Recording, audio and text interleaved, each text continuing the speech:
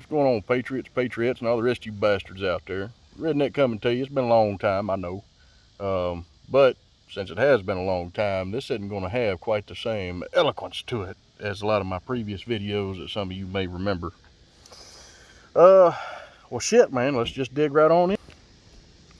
Here we go. This is the letter of authorization, emergency use authorization that was given to Pfizer on August 23rd, 2021. All right, so, December 11th, the FDA issued emergency use authorization for this thing here. Now, if we look over here on the next page of that, which you can print this off of the FDA's website if you want to, it says right here that, basically what the formulation is, and that this Comirnaty, which is the commercial vaccine that has received the approval, can be used interchangeably with the Pfizer-BioNTech COVID-19. So they're basically saying the stuff that's issued under the emergency use authorization, as well as the Comirnaty, are interchangeable. But you see, we got this little footnote here. So what does that footnote say? It says that the products are legally distinct with certain differences that do not impact safety or effectiveness. Well, that's going to be your labels. But they're claiming that it's, pretty much one and the same. But the legally distinct part, for sure, is going to be with the labeling. Now, this is kind of funny. How these emergency use authorizations work by law. There we go. By law, you can only get that if there is no other available treatments. So if we're going to acknowledge the fact that you've got other therapeutics out there that treat the disease, then you cannot get this emergency use authorization. That also means that the commercial product, Comirnaty, once that thing actually becomes available, then there are other alternative treatments. Or there is a treatment on the shelf which essentially undoes all of the EUA stuff across the board for all the vaccines that has anything to do with SARS-CoV-2. Now, why is that a big thing, Redneck? Well, I'm gonna tell you, that's how much product is that out there in the world that would no longer be able to generate revenue if they did that. So I foresee that Comirnaty product probably remaining off the market for a little while. But because they are legally distinct, I guess they can get away with that. Plus, if they still have the EUA in effect, they have complete liability protection. Now, let's get on to the next point here. Let's see here. This is page 7 of the vaccine insert. You can get this off the FDA website or go to Pfizer's website and get it, print it off. Basically saying that study 2 had a data cutoff in March 13th. Well, I do remember seeing Fauci on the TV saying that they started the animal trials back in December at the same time that they did the emergency use authorization. How is that significant? Because if they're cutting off the data with study 2, March 13th, well, hell, that's only December to March. I mean, what the hell are you going to learn in that? All right, now things are going to get a little bit interesting. We're going to go same deal, vaccine and section 8.1 up here, and this is on page 14. This is interesting. A developmental toxicity study has been performed in female rats. And basically they were only looking for reproductive harm. And then it goes down here and it says, you know, basically what they did. In a developmental toxicity study, a vaccine formulation containing, now this is interesting, the same quantity of nucleoside modified messenger RNA and other ingredients included in a single human dose of Comirnaty was administered to the rats.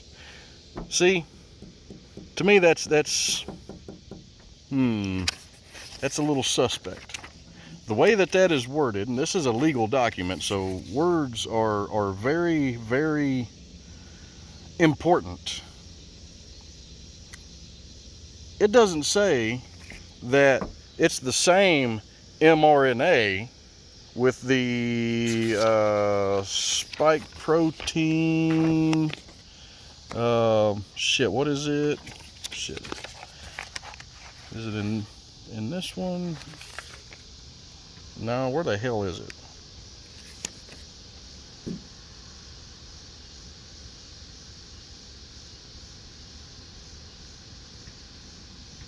You know what? It's on them other papers that I left in the damn house. Oh, yeah, here it is, right here. Here's one. Here it is, right here. All right. So it says the Comirnaty has the mRNA encoding a viral spike glycoprotein of the virus. But up here, it doesn't say that. It just says the same quantity of mRNA. So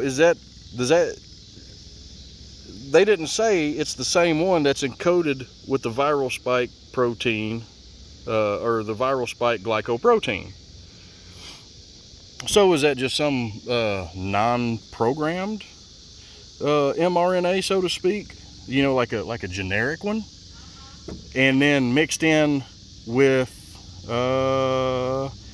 other ingredients, not all other ingredients, just other ingredients. So that's some other ingredient. So they're even saying right here they're not even using the same damn formulation that's going in the vials to stick in your damn arm. Now this is pretty interesting for all you mothers out there, or potential mothers. Now, there is no way you will be able to get informed consent. Why does that? Well, if we look right here, data are not available to assess the effects of Comirnaty on breastfed infant or milk production or excretion. Well, fuck, why didn't they look at that in the damn animal studies, you know, when they was doing the rats? I mean, obviously they lactate. I mean, is there something different? Is there too much of a difference there? I mean, I know they're genetically modified rats, you know, to be as close to us as possible. But yeah, so the data doesn't even exist. So if the data doesn't exist, you cannot have informed consent. And I believe there was a little something called the Nuremberg Code that established the whole informed consent. So I thought that was pretty interesting. Then we go over here, page 15 of the insert. And we're going to go to section 13.1 right here. It says, this thing has not been evaluated for potential, basically cancer and genetic damages or defects, or impairment of male fertility. It says in a developmental, and it references that, yes, they did do a study in rats on female fertility issue. Well, this is very interesting. And I'm going to show you right here, page 15 of the summary basis for regulatory action. This come out around about the same time this other stuff did. And what does it say up here?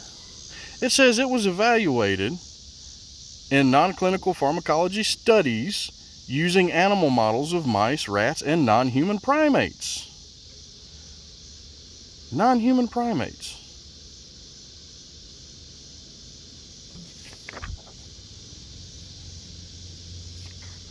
Let's see. So basically, all it says here and the insert was some very, very narrowly scoped rat studies. But over here it says mice, rats, and non-human primates, which I guess that would be the Reese macaque monkeys or whatever that they use. That shit don't jive. Oh, and then down here,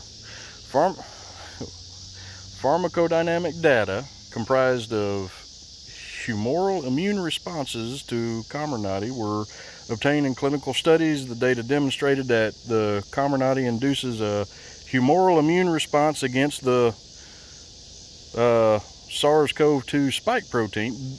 But this is the interesting part. The exact immunologic mechanism that confers protection against SARS-CoV-2 is unknown.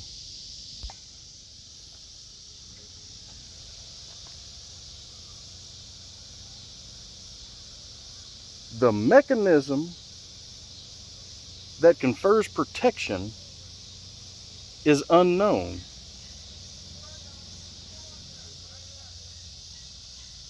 Does that fucking sound right to you?